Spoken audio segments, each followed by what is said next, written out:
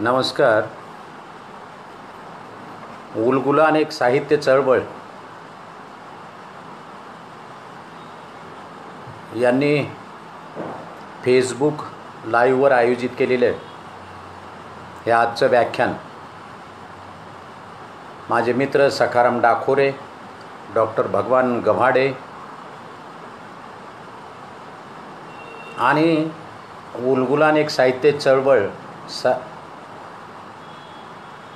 साहित्यिक चळवळ या चळवळीतील सर्व कार्यकर्ते यांना माझा नमस्कार. आज जननायक क्रांतिकारक बिरसा मुंडा यांच्या जयंतीच्या निमित्ताने त्यांना विनम्र अभिवादन. इंग्रजी सत्तेला आव्हान देणारे आणि आदिवासी समाजासाठी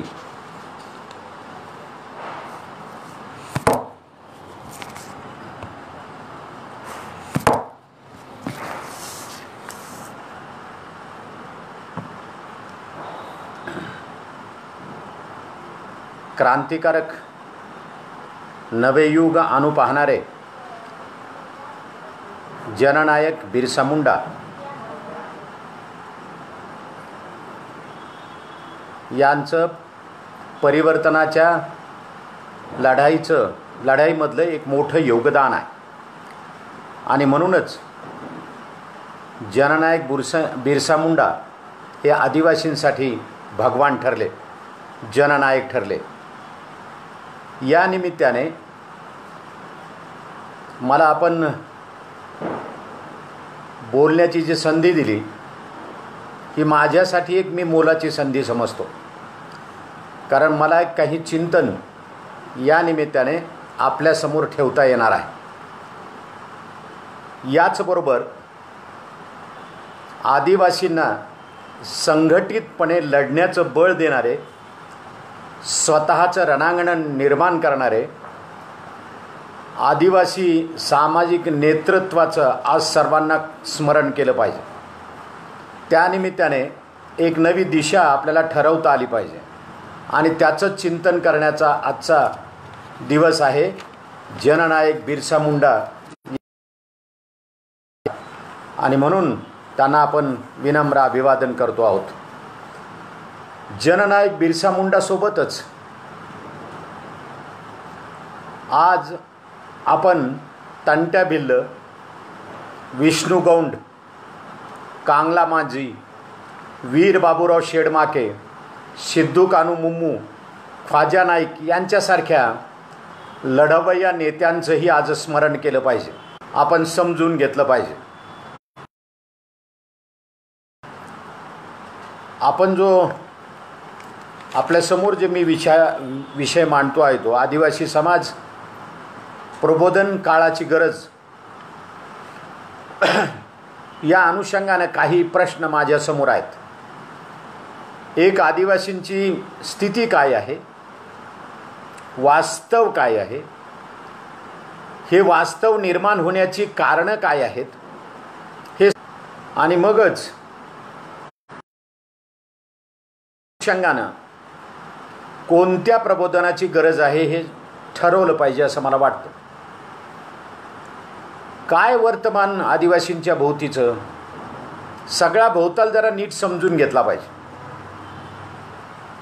आदिवासींना स्वतःचा धर्म नाही असा एक संभ्रम अनेक बाजूच्या लोकांच्या मध्ये आहे. म्हणून सगळ्या जणांचं लक्ष आदिवासींकडे आहे की यांना आपल्या धर्मात घ्यावं.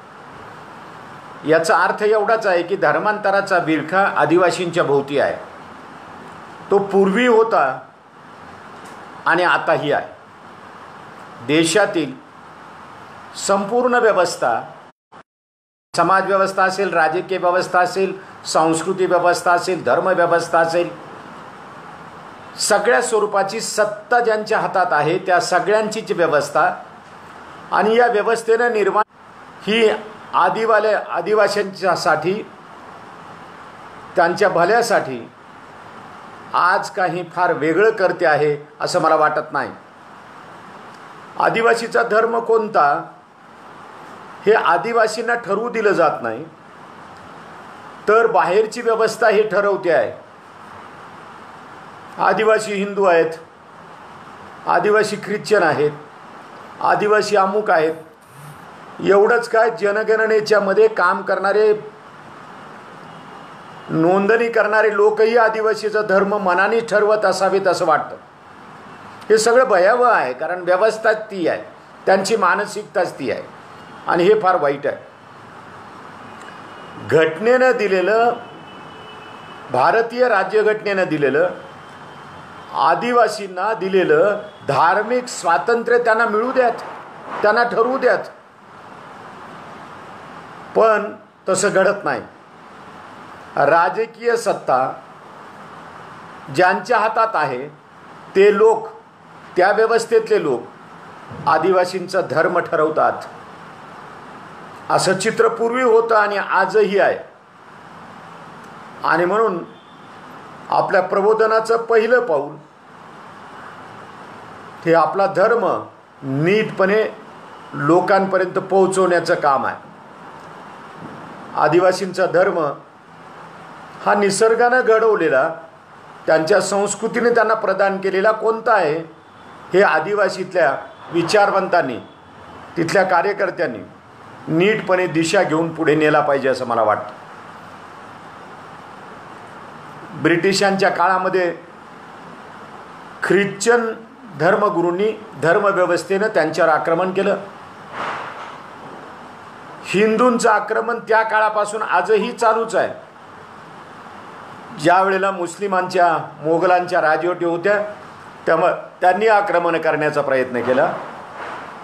आणि म्हणून ते ज्यांची ज्यांची सत्ता आहे ते आदिवासींवरती आपल्या धर्मसत्तेचं पगडा बसवण्याचा आणि त्यांना विळखाट देण्याचा प्रयत्न ते करत होते. त्यांचे मार्ग भिन्न भिन्न असतील, प्रत्येकाचे एकच दाखवत होते, आदिवासी रानटी आहेत,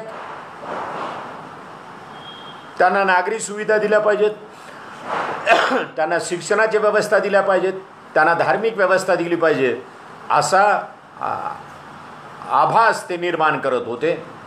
अशा पद्धतीचा पुन्हा पुन्हा आदिवासींना सांगण्याचा प्रयत्न ते करत होते असं आपल्याला दिसेल. आता आणि पूर्वीही ख्रिश्चन आणि हिंदू असा प्रयत्न करत होते. ख्रिश्चनांचा प्रयत्न साधा होता की शाळा आणि चर्च उभे करायचे, त्यांना ख्रिश्चन करायचं आणि आम्ही तुम्हाला खूप काही देतो आहोत असा देखावा करायचा, असं एक चित्र तुम्हाला अभ्यास केला तर लक्षात येईल. हिंदूंनी शाळा आणि मंदिरं उभा करून हे काम सुरू केलं. हे मोठं गमतीचंच आहे. म्हणजे एका बाजूला मंदिरं न्यायचे, मूर्त्या न्यायच्या, मूर्त्या घराघरात वाटायच्या, आणि आम्ही शाळेतूनही त्याच पद्धतीचं काही सांगण्याचा प्रयत्न करायचा. आणि म्हणून शाळा मंदिरं किंवा शाळा चर्च यातून त्यांचा धर्म ठरवण्याचं काम ही बाहेरची मंडळी करत होती. आदिवासींचा सामाजिक, धार्मिक, सांस्कृतिक इतिहास हे सांगत आलेलं आहे की नेमकं आदिवासींच्या भोवती पडलेला हा विळखा कोणता आहे. एक साधा प्रश्न मला नेहमी पडतो, पूर्वीचं काय म्हणाले ते जाऊ द्या, 26 जानेवारी 1950ला या देशामध्ये भारतीय राज्यघटना लागू झाली. ज्या दिवशी भारतीय राज्यघटनेचा अंमल सुरू झाला त्या दिवशी आदिवासी सुद्धा या स्वतंत्र भारताचे स्वतंत्र नागरिक झाले. ते जर स्वातंत्र्यानंतर घटनेनं त्यांना नागरिकत्व दिलं आहे तर मग त्यांना वनवासी म्हणायचं कशासाठी? आणि ते वनवासी असतील कसे या देशाचे नागरिक जर असतील तर? या देशातले सर्व लोक नागरिक आहेत, प्रजासुद्धा नाही. आणि म्हणून त्यांचं स्वातंत्र्य म्हणजे धार्मिक स्वातंत्र्य, राजकीय स्वातंत्र्य, सामाजिक स्वातंत्र्य, आर्थिक स्वातंत्र्य, सर्व प्रकारचे स्वातंत्र्य नागरिकाला मिळतात आणि तेही भारतीय राज्यघटनेनं दिलेली आहेत आणि म्हणून ती आपल्याला मिळत राहणार आहेत. तरीही त्यांना आम्ही नागरी जीवनातले लोक हिंदुत्ववादी वनवासी म्हणतात. का बरं वनवासी? ते का वनवासी असतील? वनवासी कल्याण आश्रम, जनजाती चेतना कार्यक्रम हे कशाचं लक्षण आहे? आणि म्हणून आदिवासींच्या उन्नतीची, त्यांच्या प्रगतीची, त्यांचं भलं करण्याची कोणतीही ध्येयनिष्ठा याच्या पाठीमागे नाही. या पाठीमागे फक्त आदिवासींचं धर्मांतर करणं हे आहे. मग ते ख्रिश्चन असोत का हिंदू असो, त्यांच्या खरं म्हणजे या धर्माच्या चर्चेमध्ये आदिवासींच्या मूळ प्रश्नांच्याकडे दुर्लक्ष होतं. जे मूलभूत प्रश्न आहेत आदिवासींचे, त्यांच्या सामाजिक प्रश्न आहेत, आर्थिक प्रश्न महत्त्वाचे आहेत, शैक्षणिक प्रश्न आहेत, आणि या सगळ्या प्रश्नांच्याकडे दुर्लक्ष होत आहे. हे दुर्लक्ष होणं ही गोष्ट फार चांगली नाही, आणि त्यामुळं आदिवासींची प्रगती होत नाही, आदिवासीची उन्नती होत नाही असं आपल्या लक्षात येईल. आणि म्हणून दारिद्र्यरेषेखाली जगणाऱ्यांचं सर्वात जास्त प्रमाण हे आदिवासींमधलं आहे. शिक्षणामध्ये, उच्च शिक्षणामध्ये सहभागी असणाऱ्याचं सर्वात कमी प्रमाण हे आदिवासींचं आहे. म्हणून आदिवासींचा धर्म हा आदिवासींना ठरवू दिला पाहिजे. इतर कुणी जाऊन तिथं त्यांना हे सांगू नये की हा देव तुमचा आहे, ज्याची माहिती त्यांचा संबंधच नाही, त्यांना हे धर्म का समजून सांगायचा हा एक मोठा प्रश्न आहे. आदिवासींचं एकूण सांस्कृतिक जीवन पाहिलं, काळजीपूर्वक अभ्यासलं तर समतेला अनुकूल असलेला धर्म, अनुकूल असलेली मानसिकता फक्त आदिवासींच्याकडे. तिथे स्त्री पुरुष, वेगवेगळ्या जमाती हे सगळ्या स्वतःला बरोबरीचं समजतात. उच्च नीच भेदभाव या जमातींच्या मध्ये नाही.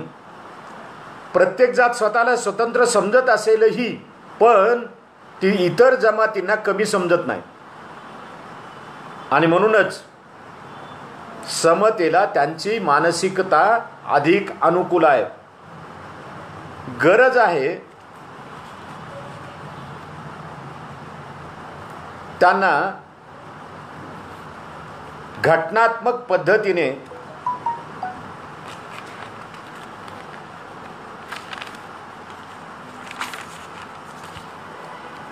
आधुनिक मूल्याचं भान देण्याची. घटनेने जी मूल्य दिलीत त्या मूल्यांचं भान आपल्याला आदिवासींना द्यावं लागेल.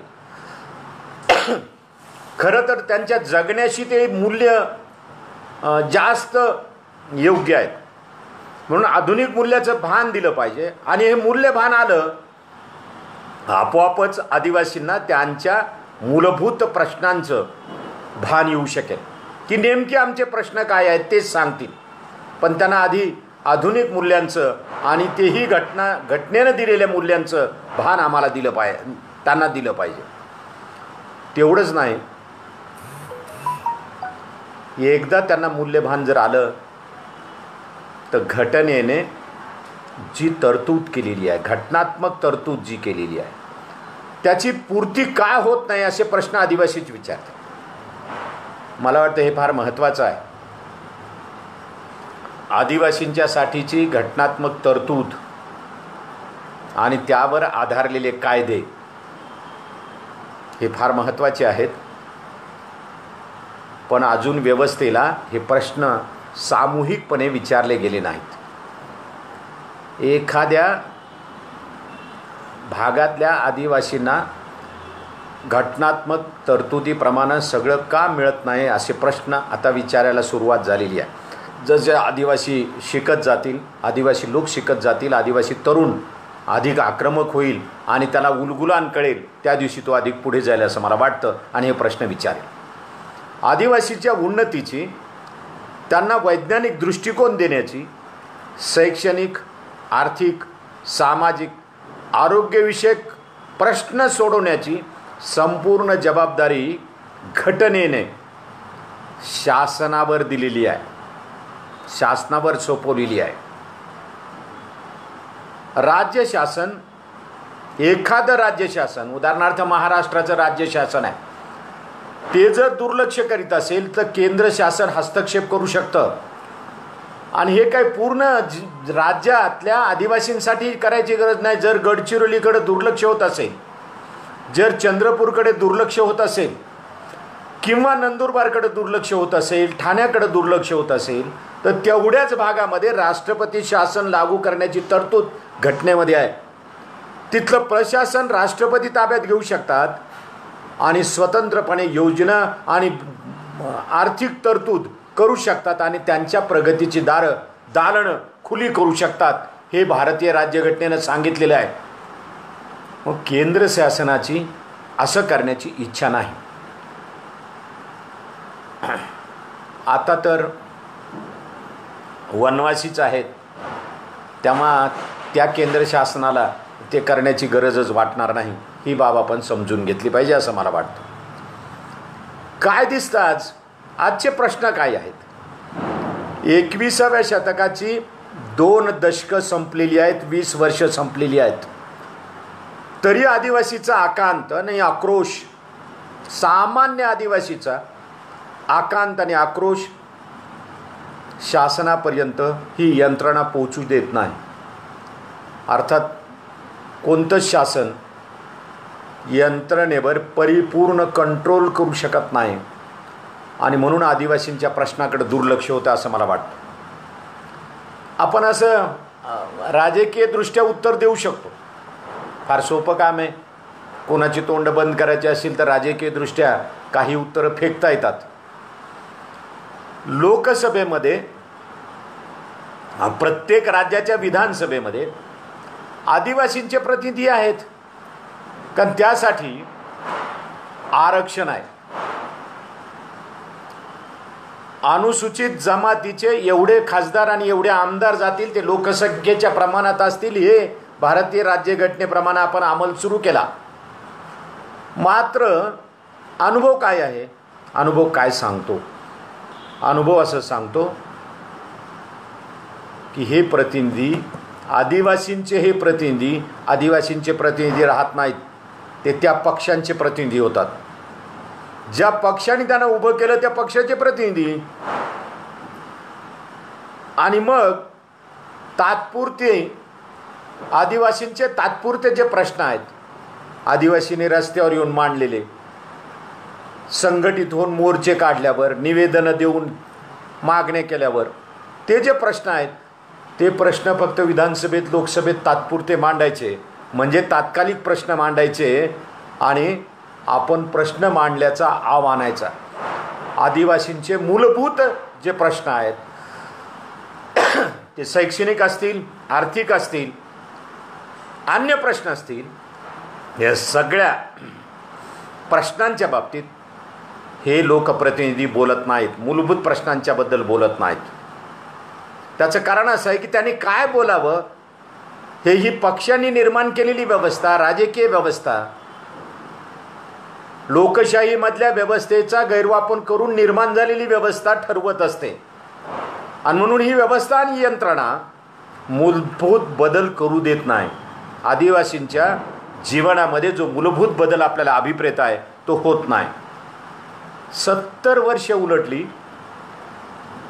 तरीही आदिवासींचं जीवन का बदलत नाही, हा एक प्रश्न सतत मनाला डंख मारत असतो.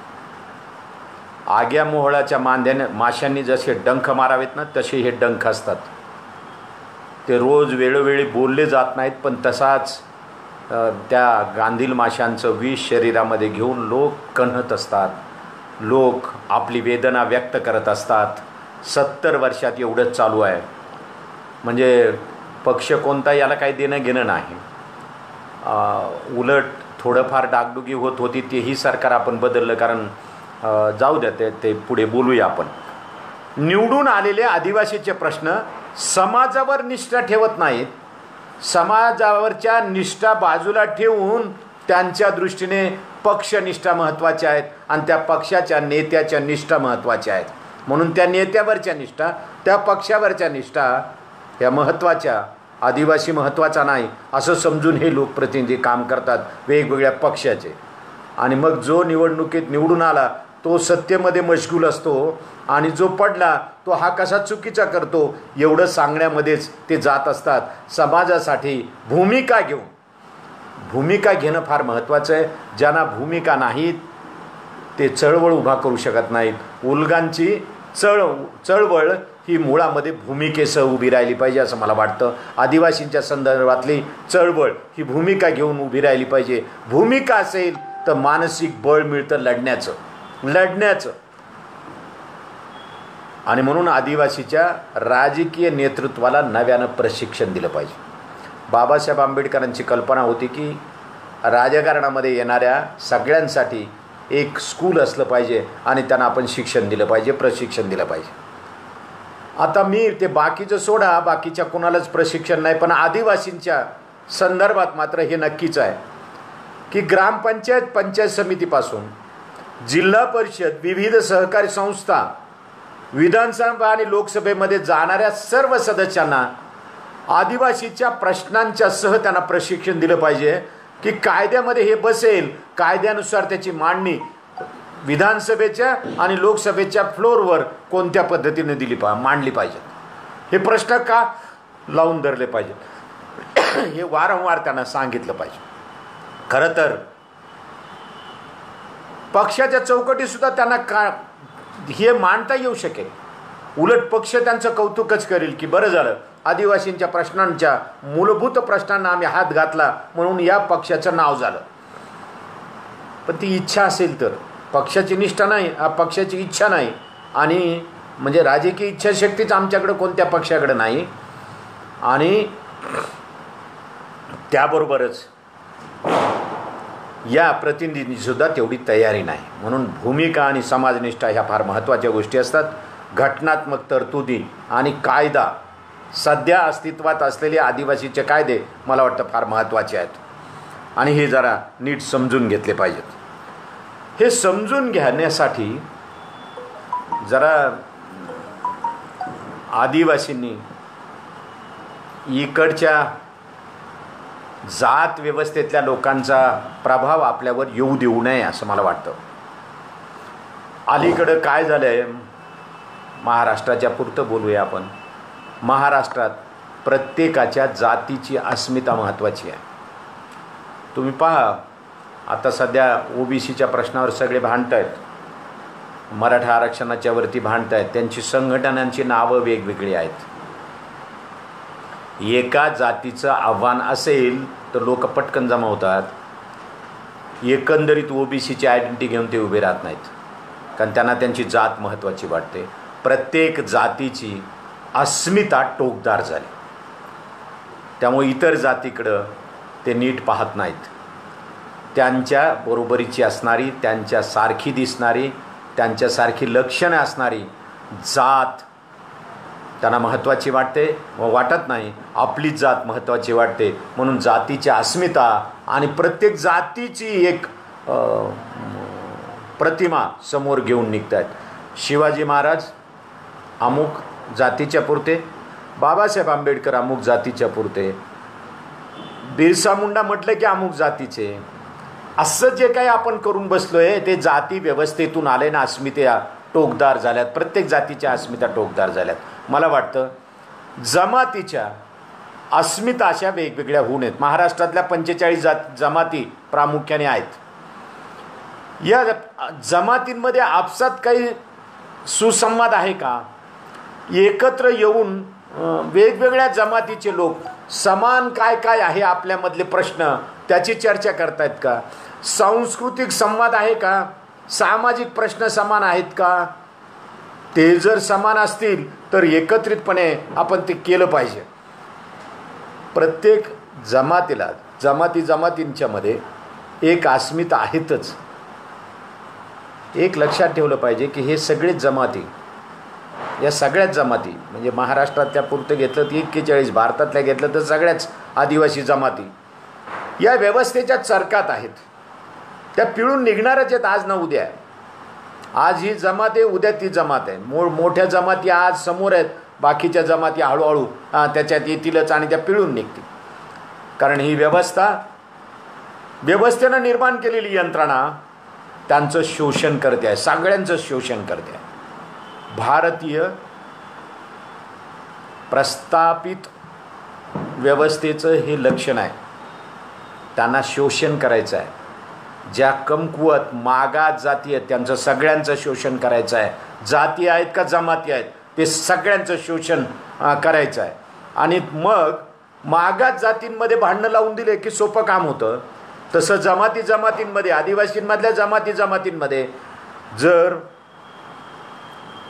त्यांची लढाई लावून दिली की ते लढत राहतील आणि आपली व्यवस्था कायम राहील आणि प्रस्थापितांना हवं तसं शोषण करता येऊ शकेल. असं यासाठी आमचं अस्मिता, आमच्या वेगवेगळ्या जमातीच्या अस्मिता टोकदार बनवण्याचं काम ही प्रस्थापित व्यवस्था आपल्या हातात देत असते. तंट्या हा क्रांतिकारक आहे, त्याला गुन्हेगार ठरवले आम्ही. हे गमतीची प्रतिमा तयार करून ठेवली तंट्या बिलाची. बिरसा मुंडानं जर काय गुन्हा केला होता म्हणून ब्रिटिशांनी ते मारलं आहे. आदिवासींच्या जागरूकतेमुळे बिरसा मुंडा, तंट्या बिल, मी अगोदर काही नावं सांगितली, हे सगळे जननायक झाले, आदिवासींचे जननायक झाले. तसे आदिवासीनं तो भिल्लाचा आणि हा मुंडाचा असा काही भेद करू नये. आपण एकत्रित आलं पाहिजे आणि एकत्रितपणे आदिवासीच्या जमातीमध्ये जे पसरवलं गेलेलं विष आहे ते धुवून काढलं पाहिजे, ते साफ केलं पाहिजे, विष नष्ट केलं पाहिजे. म्हणून आदिवासी जमातींमध्ये संघर्ष होता कामा नयेत. सगळ्यांनी एकत्र येऊन पुढे झालं पाहिजे आणि या सगळ्या आदिवासींना एकत्रपणे समजून सांगण्याची, त्या संदर्भातलं एक वेगळं प्रबोधन पीठ, बिरसा पीठ निर्माण करावं लागेल असं मला वाटतं. देशातील सर्व आदिवासी जमातींना एकत्र यावंच लागेल.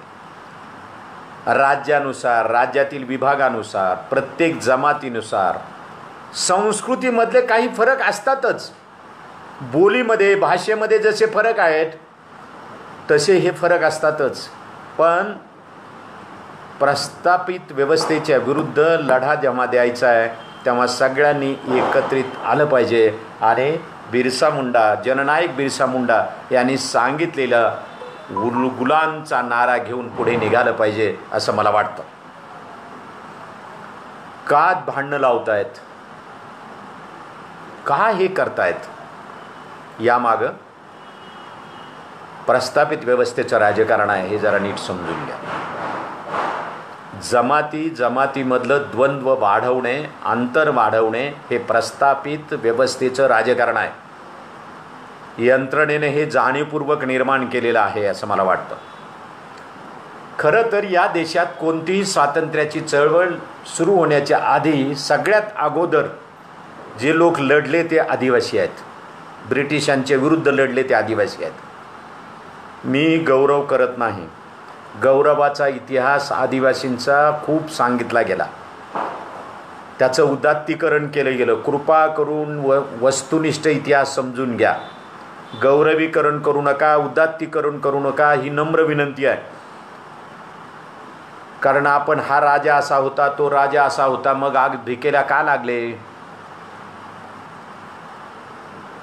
हे जरा समजून घेतलं पाहिजे. मुळातून समजून घेतलं पाहिजे की आमचा इतिहास एवढा पराक्रमाचा आहे. मग ते पराक्रमी राजे महाराजे गेले कुठं? आज त्यांचं अस्तित्व का संपलं? ब्रिटिशांच्या विरुद्ध इथला सामान्य माणूस लढला तो पहिल्यांदा आदिवासीच. म्हणून आदिवासींच्या या लढ्याचा इतिहास हा आमच्या अस्मितेचा विषय असावा. पण हा अस्मितेचा विषय आजच्या लढाईशी, वर्तमानातल्या लढाईला जोडता आला पाहिजे. मला नेहमी वर्तमानातली लढाई महत्त्वाची वाटते. म्हणून वर्तमान प्रश्नांशी तुम्हाला नीट नातं जोडता आलं पाहिजे त्या इतिहासाचं. 1818 पासून ते स्वातंत्र्य मिळेपर्यंत आदिवासी लढत होते. म्हणजे खानदेशामधले, नंदुरबार भागातले आदिवासी 50 वर्ष लढले. 50 वर्ष लढा टिकवणं हे लढवणं हे काही सोपं काम नाही. आपण 5-10 वर्षामध्ये बाजूला जातो. आजचे सामाजिक लढे उभारताना, राजकीय लढे उभारताना त्या लोकांनी काहीही सोबत नसताना सत्तेच्या विरुद्ध, सत्ता अशी होती की ती फक्त दमन करत होती सगळ्या मार्गाने, हत्याराच्या मार्गाने, आमिषाच्या मार्गाने, सामदामदंडभेद म्हणून आपण जे करतो त्याच्या मार्गाने. म्हणून आदिवासींचे त्या काळातले लढे हे फार महत्त्वाचे होते. 1830ला कोलाया लढला, 1855ला संथाळ लढले. सगळे मी सांगत नाही, पण बंदूक आणि तोफांच्या मध्ये त्यांचं दमन करण्याचा प्रयत्न ब्रिटिशांनी केला. पण आदिवासी बाजूला गेले नाहीत. आदिवासींना त्यांना पराभूत करता आलं नाही. उलट आज आदिवासी जेवढा पराभूत मानसिकतेत आहे तितका सुद्धा पराभव ब्रिटिशांना करता आला नाही. त्याचं कारण असं आहे, आजच्या पराभूत मानसिकतेचं कारण असं आहे की आदिवासी मुळामध्ये दुफळीत आहेत, द्वंद्वात आहेत, एकमेकाच्या विरुद्ध वेगवेगळ्या जमाती उभ्या आहेत आणि म्हणून ते होत आहे. हा पराक्रमाचा इतिहास जरा वर्तमानाला जोडून सांगावा असं मला नेहमी वाटतं. उदात्ती करून नव्हे, गौरवी करून नव्हे, वर्तमानामधील सत्ता आदिवासीचं दमन कशी करते आहे हे सांगत एक नवा इतिहास निर्माण करण्याची आणि घडवण्याची गरज आज आहे. आणि त्या दृष्टीनं सगळ्या आदिवासींनीच आदिवासीचं प्रबोधन मोठ्या प्रमाणात केलं पाहिजे. नेहमी मी प्राध्यापक राहिलेले, आदिवासी साहित्याचे संदर्भ किती वस्तुनिष्ठपणे शिकवले जातात हे मला चांगलं माहीत आहे. अगदी वरवरचं त्या आदिवासीच्या लोकसाहित्याचं संशोधन करताना प्रत्येक प्रबंधामध्ये, महाराष्ट्राच्या प्रत्येक प्रबंधामध्ये आदिवासी लोकसाहित्यावरच्या तू जंगलचा राजा होशील वगैरे हे नेहमीच टाकलं जातं. किती वेळा सांगणार तुम्ही ते? अमुक झाला तर तमुक होशील, तमुक झाला तर तमुक होशील, आदिवासी झाला तर जंगलचा राजा होशील. अरे हे काय लावले तुम्ही? त्याच्या पलीकडे आदिवासी खूप आहे. तो जंगलचा राजा राहिलेलाच नाही. तुम्ही त्याच्या राज्यामध्ये केव्हाच हस्तक्षेप केला आणि त्याला नागवणं सुरू केलंय. काय सांगतो आम्ही? जल, जंगल आणि जमीन हे आदिवासीच्या जगण्याचं संस्कृतीचे अनुबंध वारंवार सांगितले जातात. त्याचा पूर्ण अर्थ काय आम्हाला कळत नाही. ते बाबासाहेब आंबेडकर म्हणाले होते, शिका, संघटित व्हा आणि संघर्ष करा.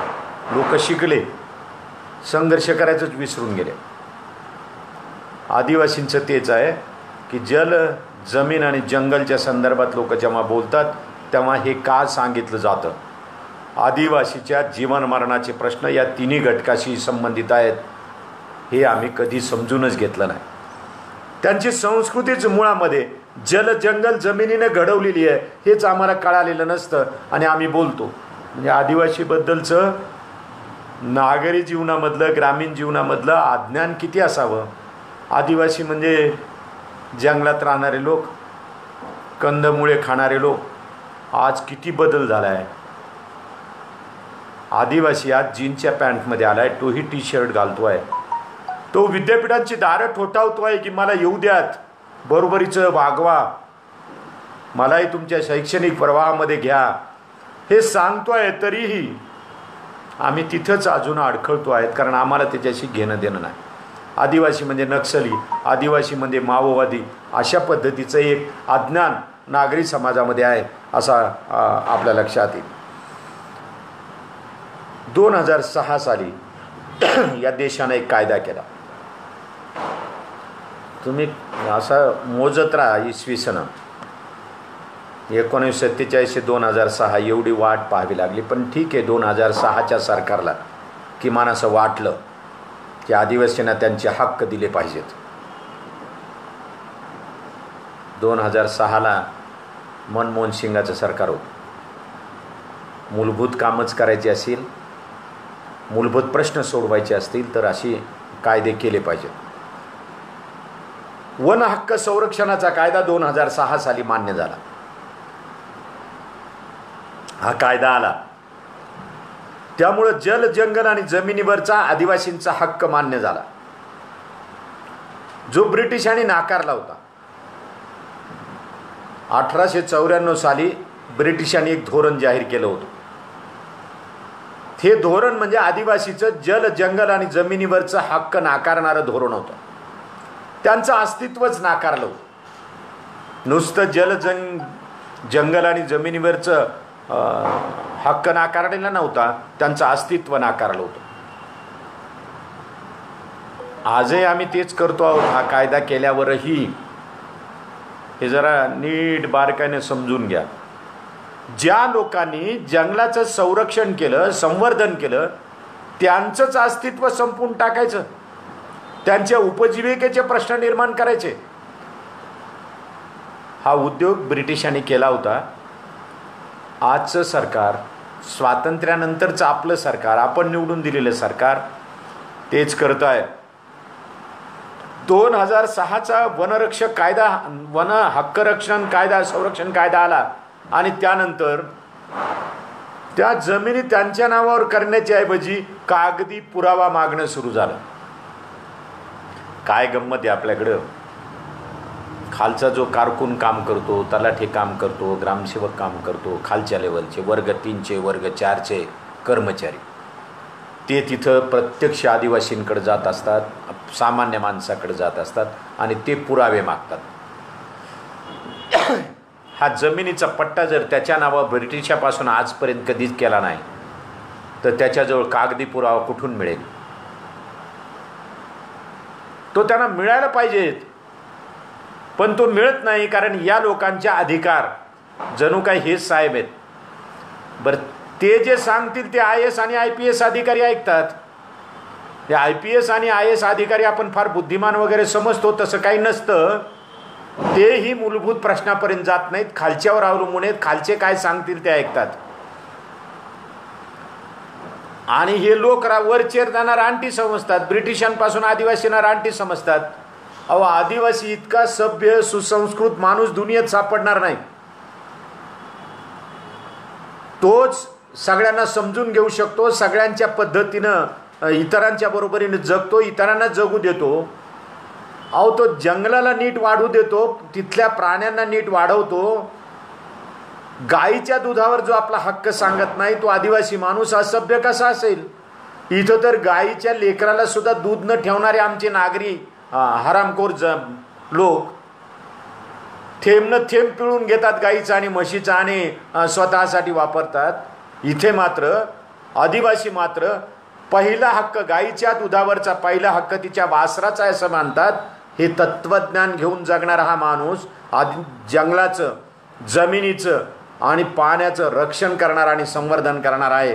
त्याचंच अस्तित्व या ब्रिटिशांनी नाकारलं होतं. आता 2006चा कायदा आल्यानंतर त्याला पुरावे मागतायत. 7/12 द्या म्हणतात. ज्याच्या या नावावर पट्टे केले नाही त्याच्या नावावर 7/12 कुठून येईल?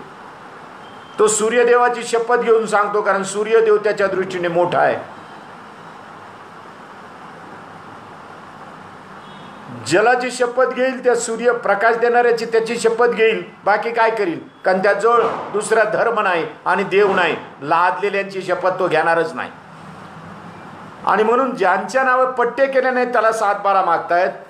हा 7/12 दिला नाही तर त्यानं लावलेलं पीक, त्याच्या जमिनीवर, वडिलोपार्जित चालत आलेल्या जमिनीवरचं त्याचं पीकही उद्ध्वस्त करतात हे लोक कायद्याच्या नावानं. खरं म्हणजे कायदा इकडं पाळा म्हणावं, तिथं कशाला सांगताय तुम्ही? त्याचं पीकही उद्ध्वस्त करायची तयारी आहे. हे जरा समजूनच घेतलं पाहिजे. जबरान जोतेदार ठरवण्याचा प्रयत्न ही व्यवस्था त्याला करते आहे. जणू काय त्याचा काही हक्कच नाही.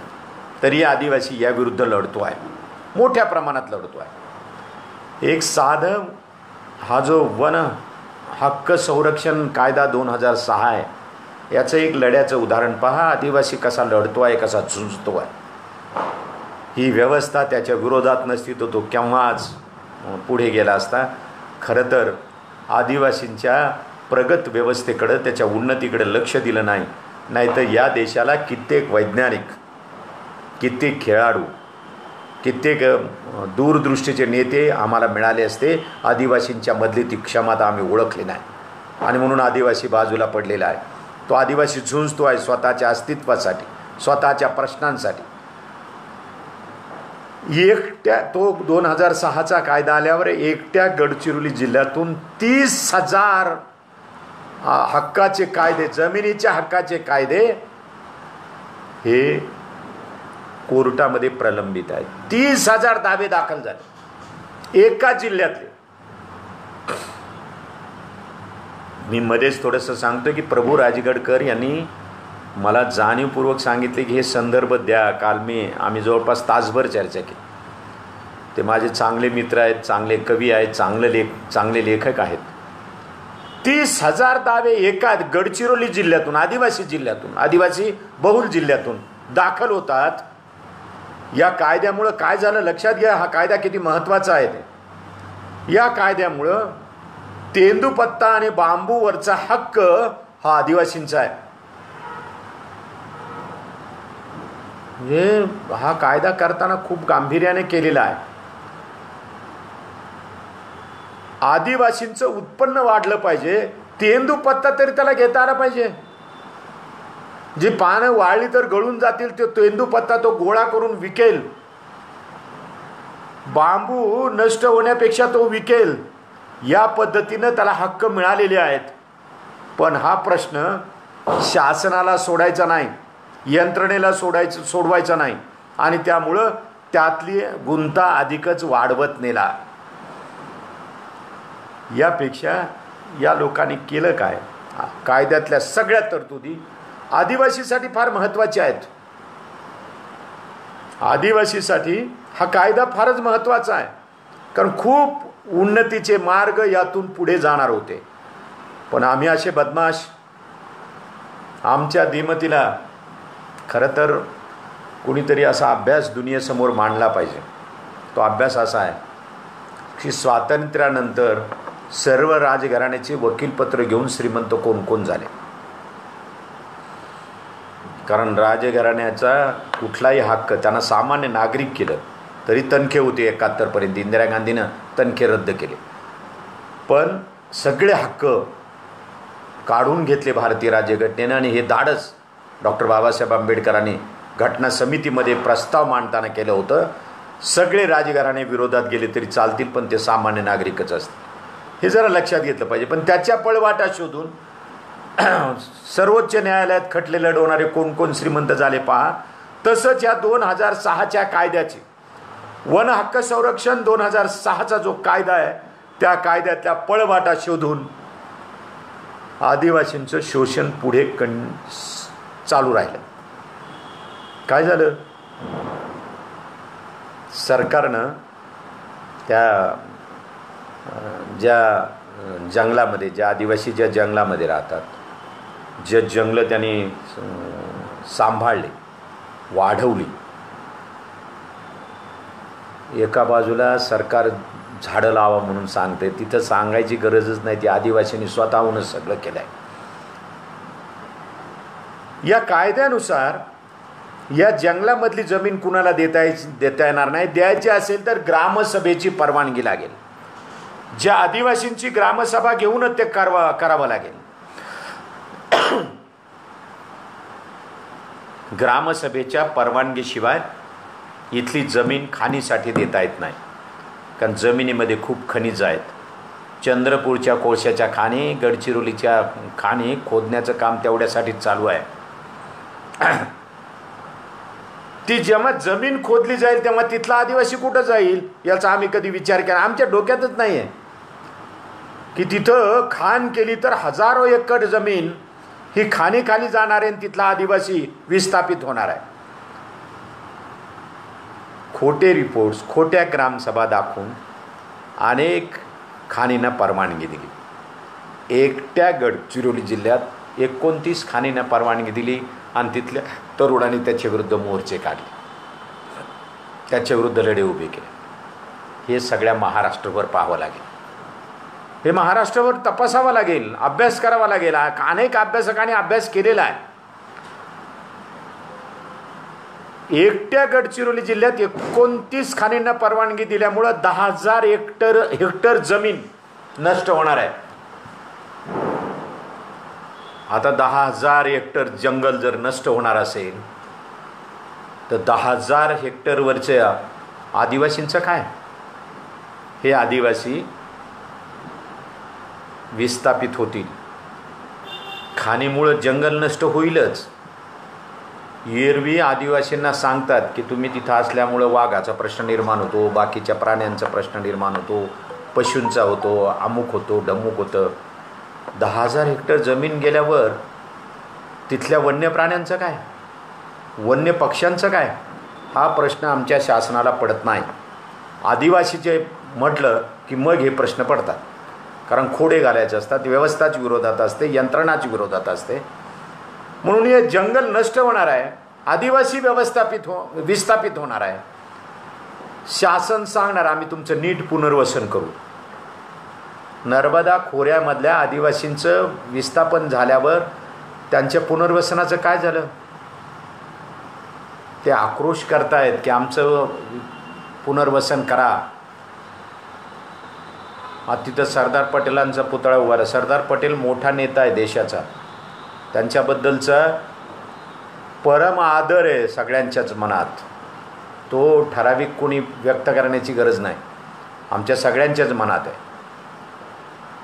नेहरूंच्या बद्दलचं आहे, नेहरूचा अनादर करायचा आणि पटेलांचा आदर करायचा आहे, हे धोरणसुद्धा चुकीचंच आहे. पण एक गोष्ट लक्षात ठेवा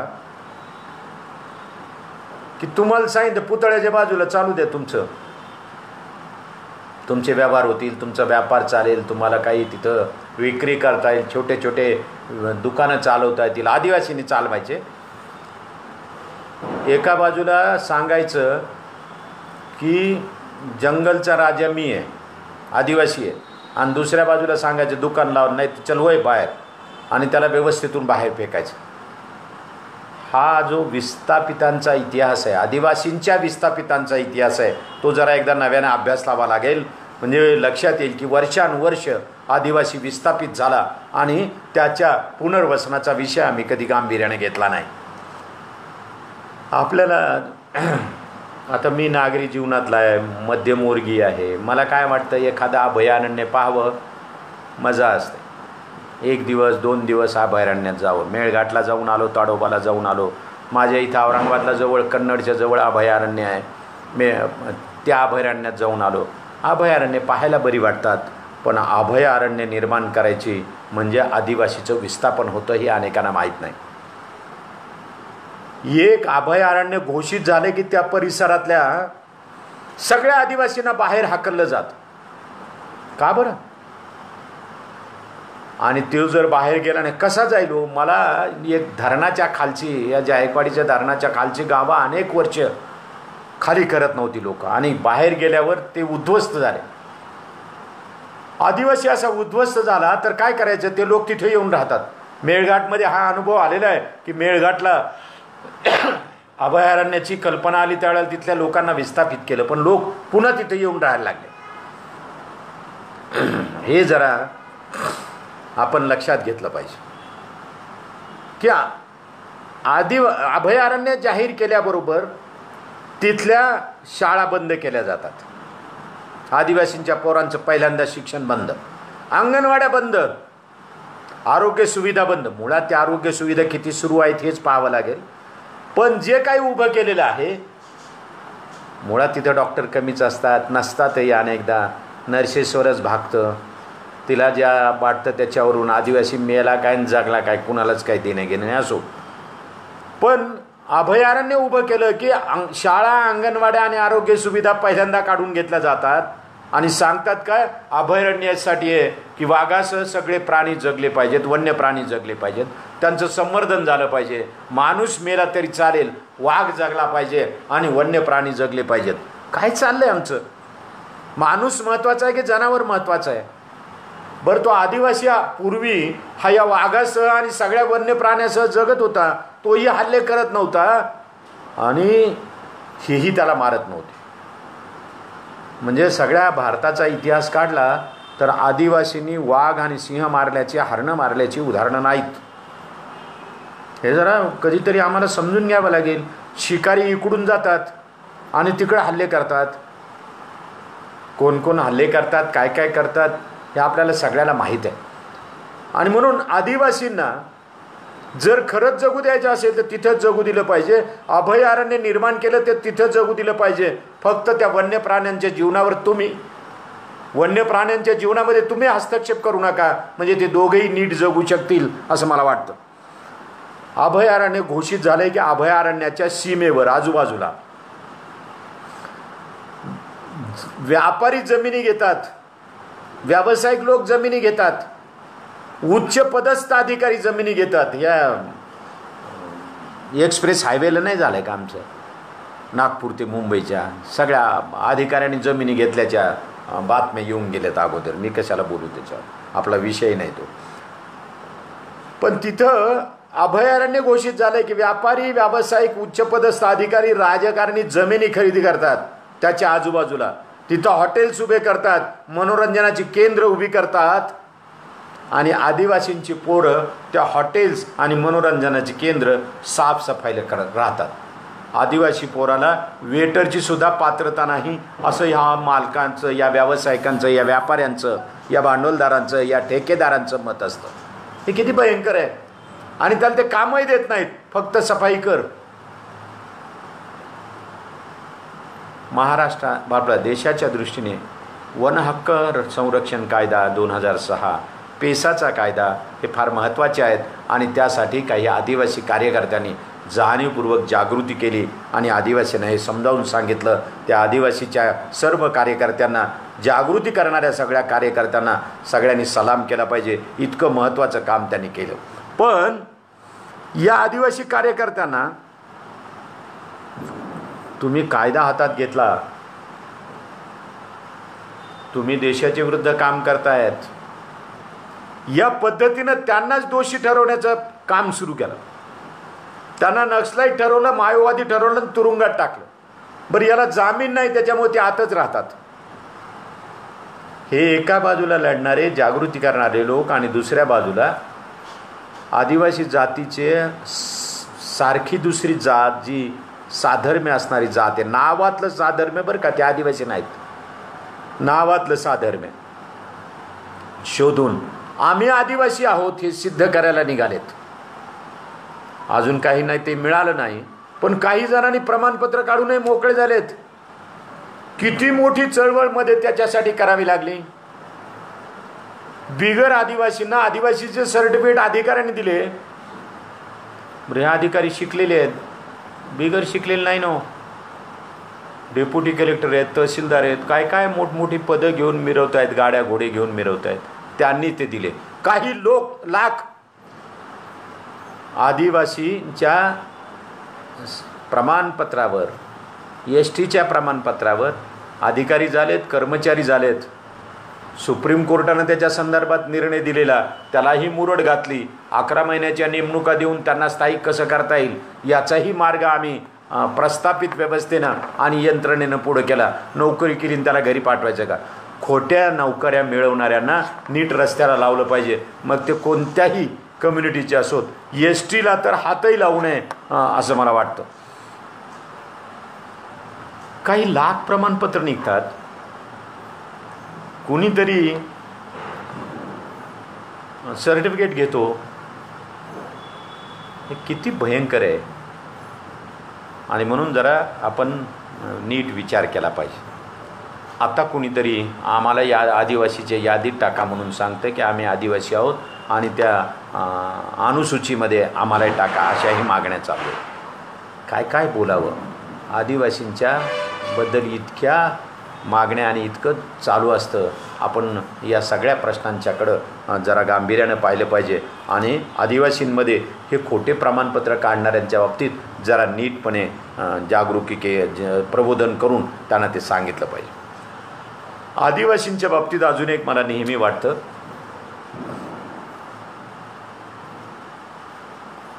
ह्या नोकऱ्यावाल्यांनी आदिवासीच्याच नोकऱ्या काढून घेतल्यात, त्यांच्याच. ते काय फार वाईट आहे, जाऊ देत. आता आदिवासींची भाषा, आदिवासींची संस्कृती, आदिवासींचं नृत्य, आदिवासींचं नाटक, लोकनाट्य किंवा लोक रंगभूमी म्हणा, वाटल्यास आदिवासी रंगभूमी म्हणा, या सगळ्यांचा अभ्यास करण्याची गरज आहे. त्यांना जे वैद्यकीय ज्ञान आहे आयुर्वेदाचं, ते जंगलात राहतात, त्यामुळे कोणत्या वनस्पतीचं काय आपल्याला नावही सांगता येणार नाही, ते उपयोगही सांगतील, म्हणून त्याच्या अभ्यासाची आणि त्याच्यावरून नवं संशोधन करण्याची गरज आहे असं मला नेहमी वाटत आलेलं आहे. कदाचित त्यांना संशोधनामध्ये सुरुवातीलाच घेतलं असतं तो कोरोनावरचा उपायसुद्धा आदिवासींनी सांगितला असता, सांगता येत नाही. म्हणून आपण जरा नीट लक्षात घेतलं पाहिजे. आज शैक्षणिक दुरावस्था आहे, आर्थिक दुरावस्था आहे, सामाजिक दुरावस्था आहे. जो आदिवासी जर विद्यापीठांमध्ये महाविद्यालयांमध्ये आला तरी त्याला वेगळं पाडलं जातं. का बरं? किंवा खोट्या सर्टिफिकेटनं त्यांचे हक्क मारले जातात. त्याच्यासोबत आदिवासींचा छळ चालू आहे. काय काय छळ चालू आहे जरा नीट लक्षात घ्या. जंगलमध्ये असणारे ठेकेदार जे आहेत ते ठेकेदार आदिवासींची पिळवणूक करतायत. तो तेंदूपत्त्याचा ठेकेदार असो, बांबूचा ठेकेदार असो, का सागाच्या लाकडाचा ठेकेदार असो, तो काय काय उद्योग करतो हे आपल्याला माहीत आहे. तो नीट त्यांना मजुरीसुद्धा देत नाही. नक्सलाईट आल्यावर त्यांच्या भीतीनं मजुरी वाढली आदिवासीची असं रेकॉर्ड सांगतं. नेमकं ते आले त्याच काळात कसं काय वाढले? खरं तर आमच्या व्यवस्थेनं, शासकीय यंत्रणेनं, प्रस्तावित व्यवस्थेनं नक्षलवाद्यांची, पीपल्स वॉरची, या सगळ्यांच्या धसकीनं त्यांची मजुरी वाढवली. याचा अर्थ काय कळतो का? याचा अर्थ असा आहे की नक्षलींना, माओवाद्यांना जनाधार या व्यवस्थेनं मिळवून दिला. ते जर अगोदर शोषण केलं नसतं, ते या लोकांनी त्यांना जवळ केलं नसतं. पण याचा अर्थ असा नव्हे की त्यांचा पाठिंबा त्यांना आहे. जरा नीट लक्षात घ्या. आणि म्हणून आपण जरा नीटपणे समजून घेतलं पाहिजे की हे जंगलचे ठेकेदार त्यांची आर्थिक पिळवणूक करतायत. सावकार आर्थिक पिळवणूक करतात, लूटच करतात अक्षरशः. मी मेळघाटच्या जंगलात गेलो होतो, काही आदिवासींना बोललो तर ते म्हणाले की आम्हाला मीठ आवश्यक आहे, पण ते मीठच मिळत नाही जंगलात. याला बरीच वर्ष झाली, आता सगळं उपलब्ध असेल कदाचित. पण ते म्हणाले आम्ही मध देतो आणि मीठ घेतो. मधाचा भाव काय आणि मिठाचा भाव काय? किती गंमत आहे. लूट किती करावी या लोकांनी. म्हणून सावकाराकडून लूट होते.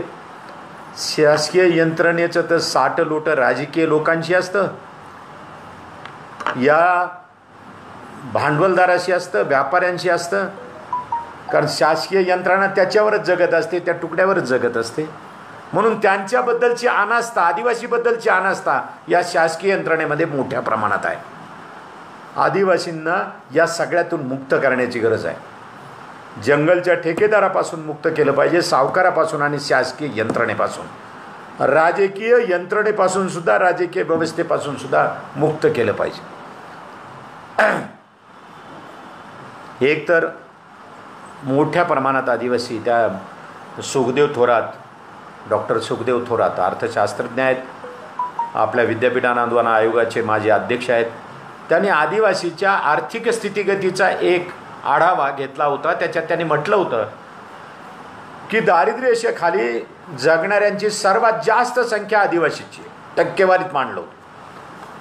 शैक्षणिक संस्थांमध्ये प्रवेश घेणाऱ्यांची सर्वात कमी संख्या ही आदिवासींची आहे. महिलांचा तर प्रश्नच राहिला बाजूला. या सगळ्या म्हणजे महिला आदिवासी आणि महिला पुरुष असा भेद आदिवासी करत नाहीत, पण आमचीच दृष्टी तशी आहे की ती आदिवासी बाई आहे आणि हा आदिवासी पुरुष आहे. आदिवासी मुलगा शिकायला येतो आणि मग तिथं वेगवेगळ्या नजरेनं त्याच्याकडे पाहणारे आहेत. मोठं मजेशीर आहे. आदिवासीच्या गोंधनाचा विषय मागे एकदा मी मांडला होता. त्या आदिवासी स्त्रिया जे गोंधन करतात ते आपल्याकडे कोणी वाईट नजरेनं पाहू नये म्हणून. आणि आमचे सौंदर्यशास्त्राचे लोक हे गोंधन किती सुंदर आहे याचा अभ्यास करायला जातात. हे काय, त्यांच्या वेदना कोणत्या, त्यांच्या यातना कोणत्या, त्यांच्या जगण्यातले प्रश्न कोणते, आणि आम्ही अभ्यास कशाचा करतो आहे, हे फार वाईट आहे. जर त्या आदिवासींचं दरडोई उत्पन्न भारतामध्ये सर्वात कमी असेल तर आपण जरा नीट लक्षात घेतलं पाहिजे की त्यांचं दरडोई उत्पन्न भारतामध्ये सर्वात कमी का आहे. त्याचं कारण असं आहे की त्यांच्याकडं उत्पन्नाच्या साधनांचा अभाव आहे, मोठ्या प्रमाणात अभाव आहे.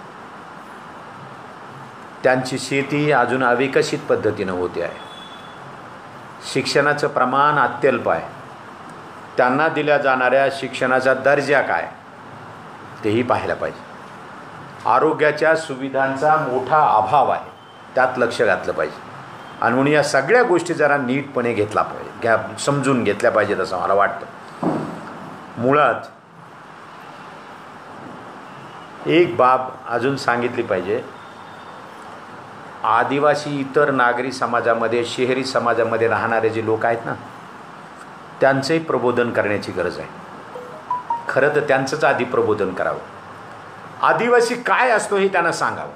तो वनवासी नसतो, तो आदिम नसतो, तो फक्त आदिवासी होतो. तो जंगलात राहतो, जंगलाचं संरक्षण करतो. तो अधिक संपत्ती जमा करीत नाही, त्याला मोह नाही. पण संपूर्ण शहाणपण, जगण्यातलं सगळं शहाणपण, स्त्री पुरुषांनी बरोबरीनं जगायचं असतं हे शहाणपण, दोघांना समान हक्क आहेत हे शहाणपण, आरोग्यविषयक शहाणपण, त्याला जंगलामध्ये सगळी औषधी मिळतात त्याचं शहाणपण, पाण्याबरोबर वृक्षांबरोबरच्या संवादाचं शहाणपण, हे त्यांच्याकडून आमच्या लोकांना शिकवलं पाहिजे, नागरी भागामध्ये राहणाऱ्या लोकांना शिकवलं पाहिजे. खरं तर हेच प्रबोधन फार गरजेचं आहे असं मला वाटायला लागलं. आणि म्हणून या नव्या तरुण जो आदिवासीमधला शिकलाय आज, फार आनंद वाटतो. मी विद्यापीठात विभागात गेल्यानंतर दरवर्षी मी विचार एवढाच करत होतो की एखादा आदिवासी पोरगा शिकायला यावा आणि त्याला शिकवण्याचं भाग्य मला लाभावं की त्याच्याकडून काही मला शिकता येईल. मी त्यांच्यापर्यंत पोहोचतोय काय, कारण आमच्या शिक्षणाचे मर्यादा खूप आहे. जे माहीत आहे तेच आम्ही सांगतो, नवं काही देत नाही. म्हणून तर शिक्षणात सगळ्या आघाड्यावर पराभूत झालं आहे. त्यामुळं तर शिकलेले लोक आज जातीवादी झालेत. त्याच्या पलीकडे आम्हाला नेता आला नाही. शिक्षणाचा उपयोग ज्ञानामध्ये करता आला नाही, त्याचं ज्ञानात रूपांतर करता आलं नाही. हा आमच्या व्यवस्थेचा, सर्व विद्यापीठांच्या व्यवस्थेचा पराभव आहे, हे लक्षात घ्या. आदिवासींची शिकलेली नवी पिढी स्वतःच्या हक्कासाठी लढते आहे आणि ती लढते आहे. तेव्हा हे भुजंग मेश्रामची त्या आश्रमशाळेवरची कविता वाचल्यानंतर मला सतत जाणवतं की किती भयंकर यातना, वेदना आहे ही, की तिथं मुलांना काय पाहिजे, काय दिलं जात नाही. त्या शाळा कशा, आश्रमशाळा कशा आहेत, काय दर्जा आहे त्यांचा, म्हणजे कसं बदलणार आहे, कसं पुढे जाणार.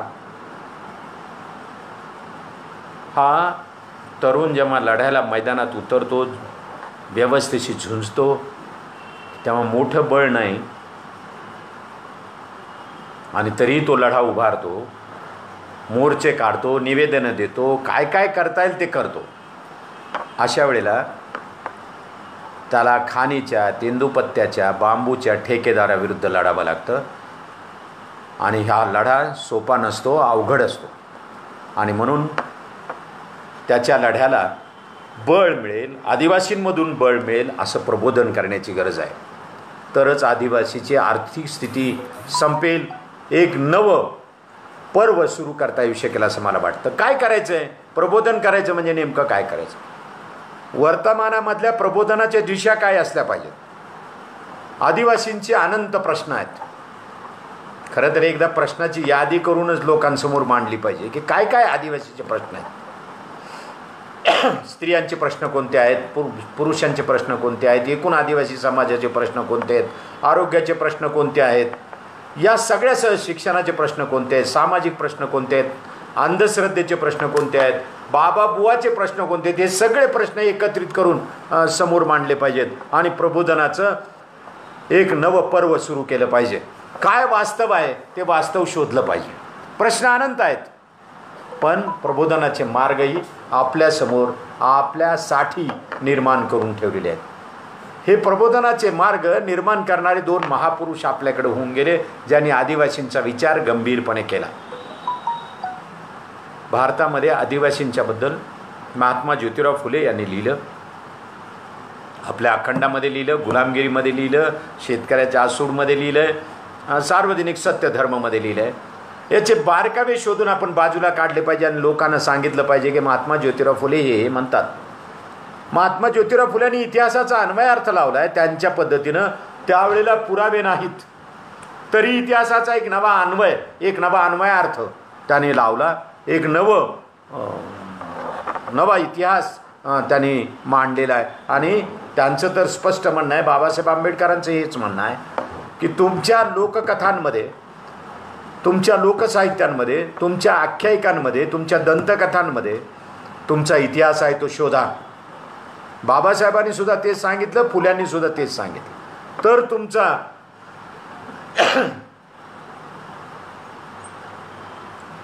तर तुमचा इतिहास सिद्ध करता येऊ शकेल. वस्तुनिष्ठ इतिहास सिद्ध करावा लागेल. राजे महाराजांचा इतिहास तर सांगा, पण तो फार गौरव करीत बसू नका आणि उदात्तीकरण करू नका.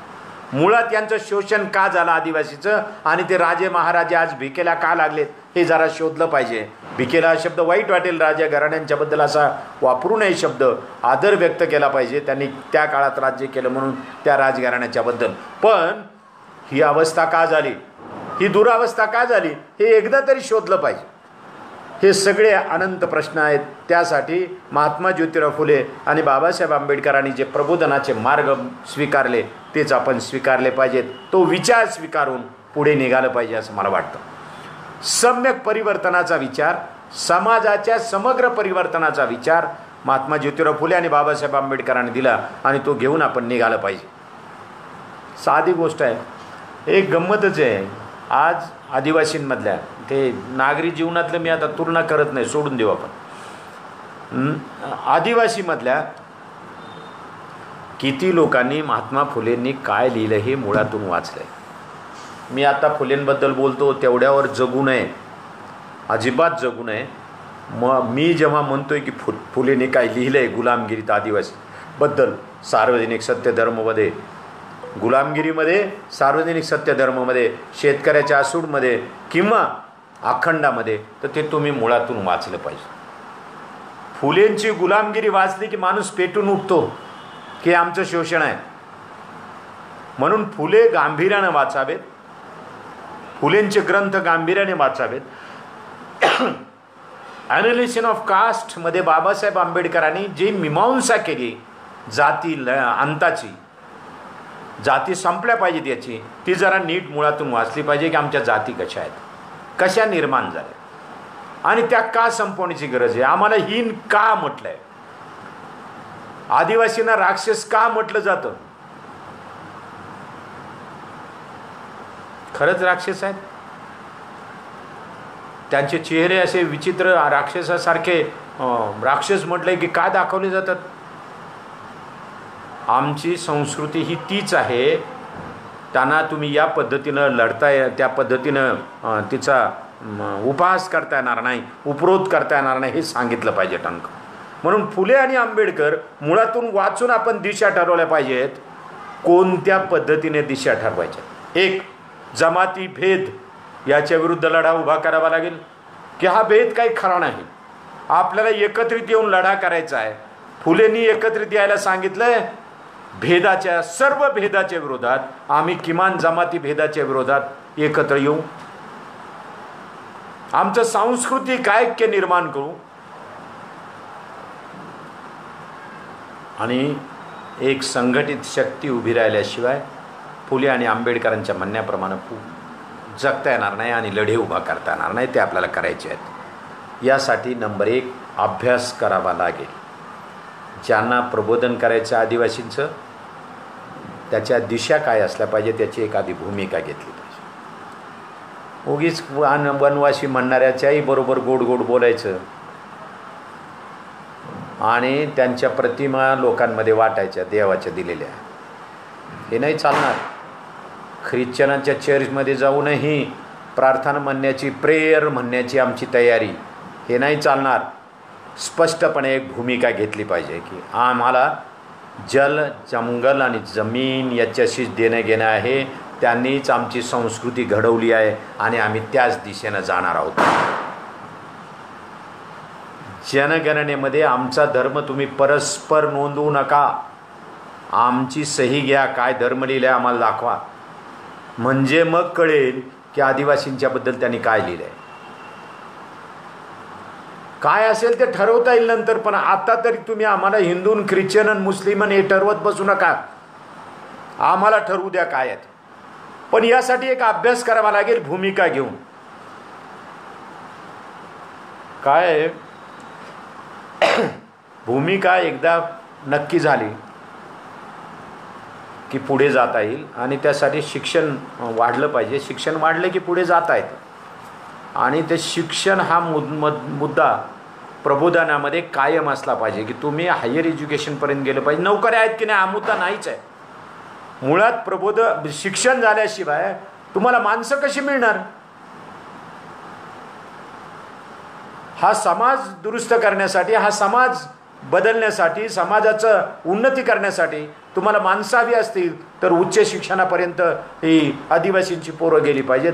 वेगवेगळ्या आदिवासी जमातींमधल्या मोठ्या जमातीतले लोकही गेले पाहिजेत आणि छोट्या छोट्या जमातीतले लोकसुद्धा हायर एज्युकेशनमध्ये, उच्च शिक्षणामध्ये गेले पाहिजेत. मला वाटतं ही भूमिका घेऊनच प्रबोधनाला प्रारंभ केला पाहिजे. त्याच्यासाठीचा अभ्यास केला पाहिजे. हे खरंच अभ्यास करायचा असेल आणि प्रबोधनाची चळवळच उभी करायची असेल तर जुन्या पद्धती तर चालू राहतीलच. व्याख्यान झालं म्हणजे प्रबोधन झालं, लिहिलं म्हणजे प्रबोधन झालं, हे तर चालू राहणारच आहे. म्हणजे ते ज्याला वाटतं ते करतील. पण मला असं वाटतं की खूप अभ्यास केला पाहिजे आदिवासींच्या संदर्भात आणि अभ्यास करून मग प्रबोधनाला सुरुवात केली पाहिजे. हे वाचनातून शक्य आहे, अभ्यासातून हे शक्य आहे. बेसिक काय वाचायचं हे ठरवलं पाहिजे काही जणांनी बसून. जसं मध्ये एकदा मराठीमधले कोणते 100 ग्रंथ मराठी माणसानं वाचावेत याची यादी झाली आणि त्यावेळेला तात्यासाहेब शिरवाडकर, पु ल देशपांडे या सगळ्यांनीच सांगितलं होतं की आम्हाला समग्र फुले वाचले पाहिजे. नंबर 1लाच या दोघांनी समग्र फुलेंचं वाङ्मय दिलेलं होतं. तसं आपल्याला ठरवलं पाहिजे की हे साहित्य वाचलं पाहिजे. मार्क्सचे कोणते ग्रंथ वाचायचे, फुलेंचे कोणते ग्रंथ वाचायचे, सयाजीरावांच्याबद्दल कोणतं वाचायचं आहे, बिरसा मुंडाचं कोणतं चरित्र लोकांकडे द्यायचं आहे, दंतकथा सोडून. कारण बिरसा मुंडांचा लढा हा किती लहान वयातला लढा आहे तो. ऐन तारुण्यामधला एकदम आदिवासींच्या विरुद्ध, आपला ब्रिटिश सत्तेच्या विरुद्धचा आदिवासींचा लढा हा अत्यंत महत्त्वाचा लढा होता आणि त्यांनी जी दृष्टी घेतली होती, मला वाटतं ती दृष्टी फारच महत्त्वाची होती. म्हणून ही भूमिका घेऊन जरा उभं राहिलं पाहिजे. पारंपरिक दृष्टिकोन सोडून देऊन जरा आधुनिक मूल्यांचं भान घेत एक भूमिका घेतली पाहिजे आणि ती भूमिका घेऊनच प्रबोधनाला उतरलं पाहिजे. त्यासाठी तुमचं साहित्य पाहिजे. वृत्तपत्रात लेखन करणारे लोक पाहिजेत. एवढंच काय, लेखन कसं करावं या संदर्भातल्या कार्यशाळा सुद्धा तुम्हाला घ्याव्या लागतील आणि सांगावं लागेल की आपल्याला ही भूमिका घेऊन लिहायचं आहे. मनोरंजन करणारी कथा नाही लिहायची, मनोरंजन करणारी कादंबरी नाही लिहायची. आपल्याला लिहायचं आहे या लोकांचं प्रबोधन करण्याचं. तुम्ही दलित नाटकं वाचा, दलित नाटकामध्ये प्रबोधनच आहे.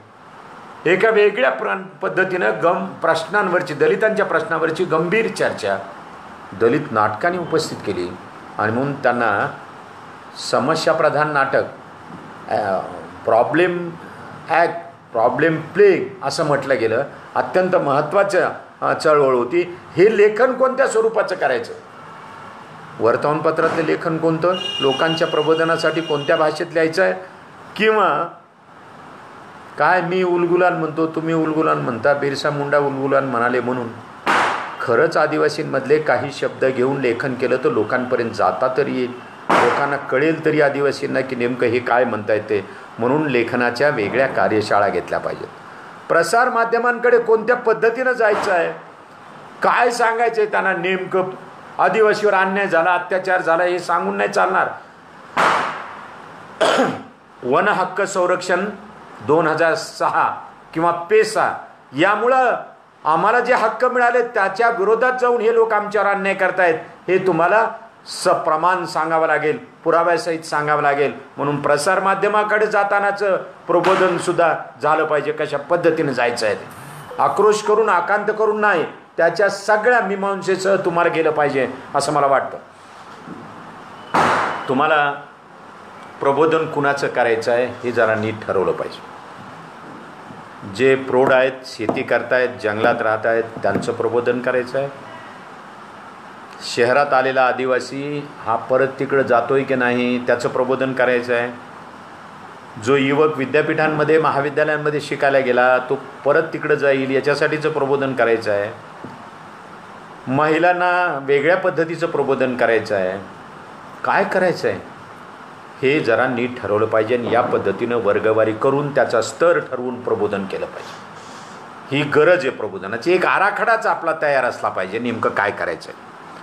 प्रबोधनाचे विषय ठरवले पाहिजेत. समाज सुधारणेचे विषय कोणते, फुलेंनी कोणकोणत्या समाज सुधारणा केल्या, आदिवासींच्याबद्दल ते काय म्हणाले, बाबासाहेबांनी कोणत्या समाज सुधारणेसाठी जोर दिला, सयाजीराव महाराजांनी काय केलं, किंवा आदिवासींमध्ये बिरसा मुंडासह बाकीच्यांनी जे जे काही प्रयत्न केले सुधारणेचे ते कोणते, या सगळ्या समाज सुधारणेचा नीट आराखडा तयार पाहिजे आणि लोकांना सांगितलं पाहिजे की आपल्याला ह्या गोष्टीत बदल करायचा आहे, या सुधारणा करायच्या आहेत.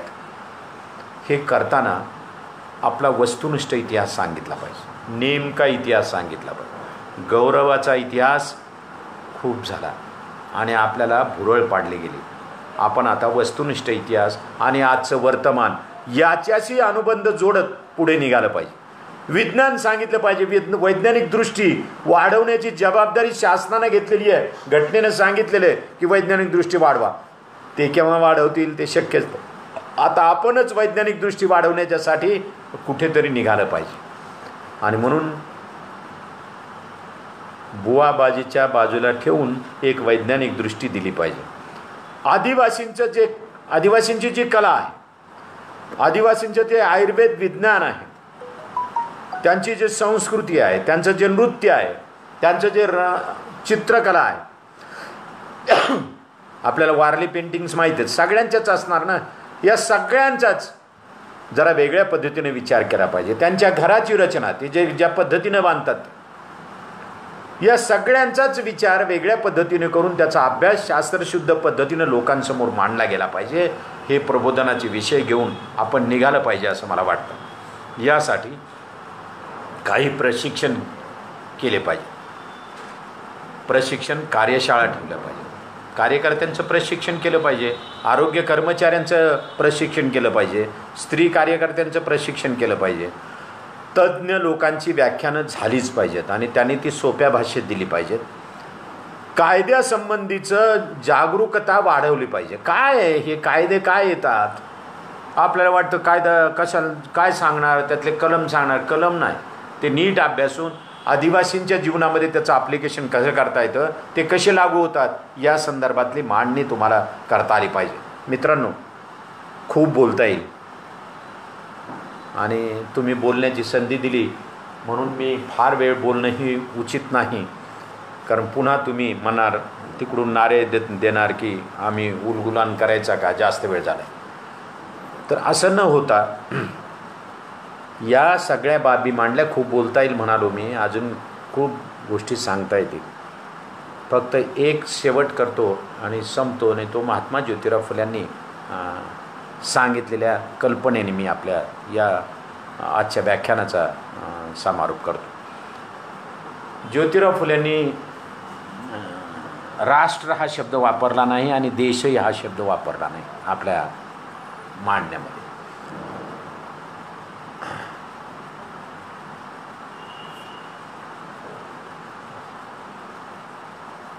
जोपर्यंत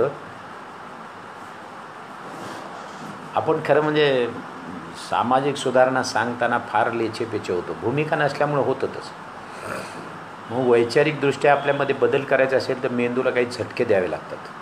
ज्योतिराव फुलेंनी हे झटके दिलेले आहेत आणि त्याने आपल्या दशावताराच्या ज्या कल्पना आहेत ना त्याच उधळून लावल्या. त्यांची एक संकल्पना तर फार मस्त आहे. तुमच्या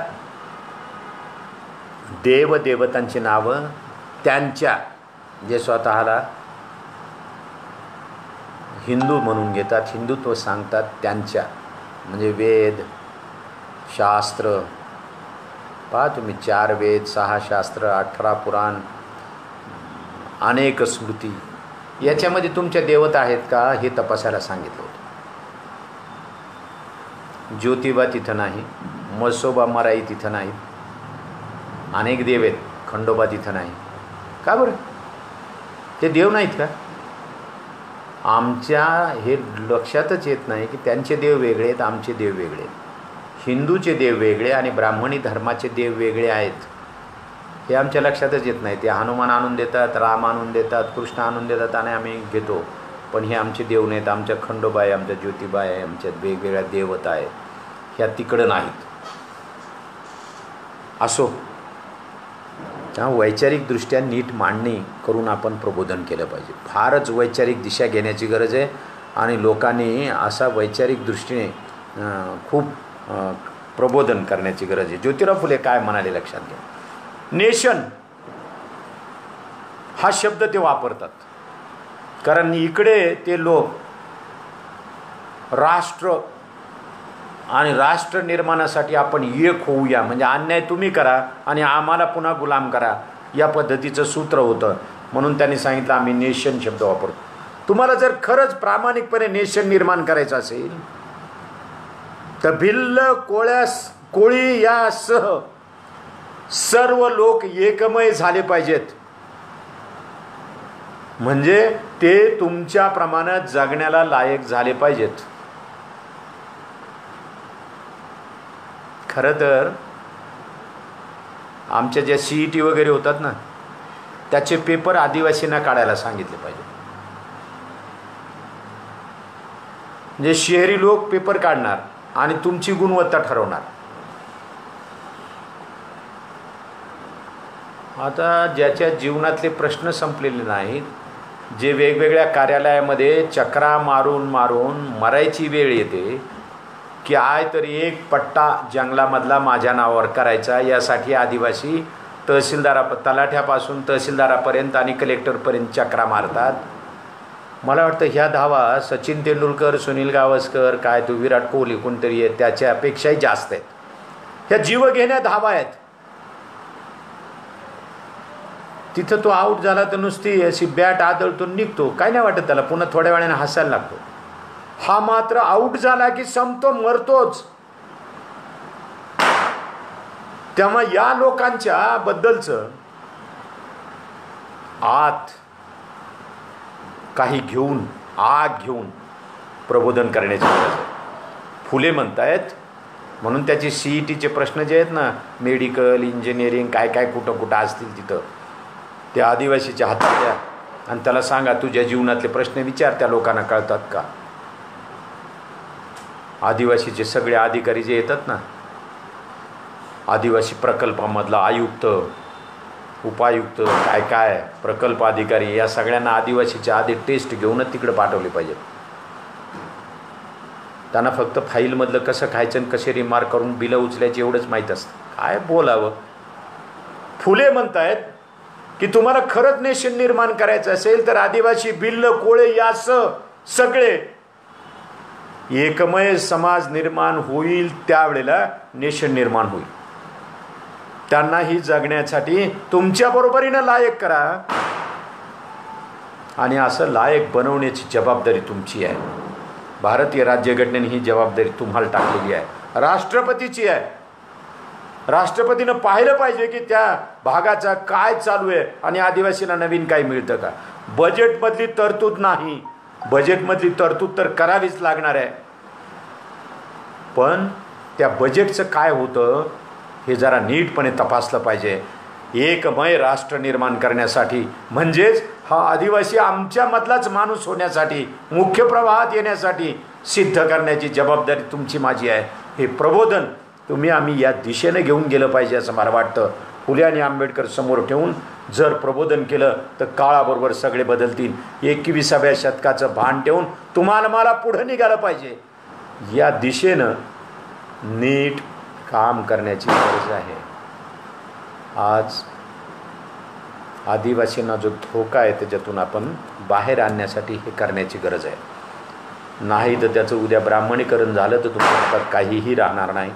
त्याचं ख्रिश्चनीकरण झालं तर तुमच्या हातात काही राहणार नाही.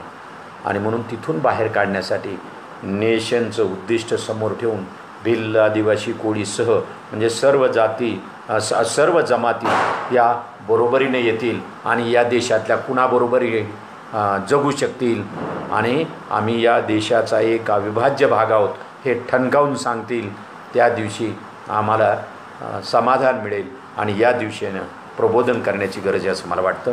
आपण मला आज बोलण्याची संधी दिली. मी आपला बराच वेळ घेतला. मी सखाराम डाकोरे, माझे मित्र डॉक्टर भगवान गव्हाडे आणि उपस्थित असलेल्या सगळ्यांचे मनपूर्वक आभार मानतो आणि थांबतो.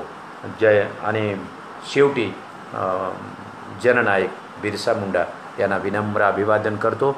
धन्यवाद.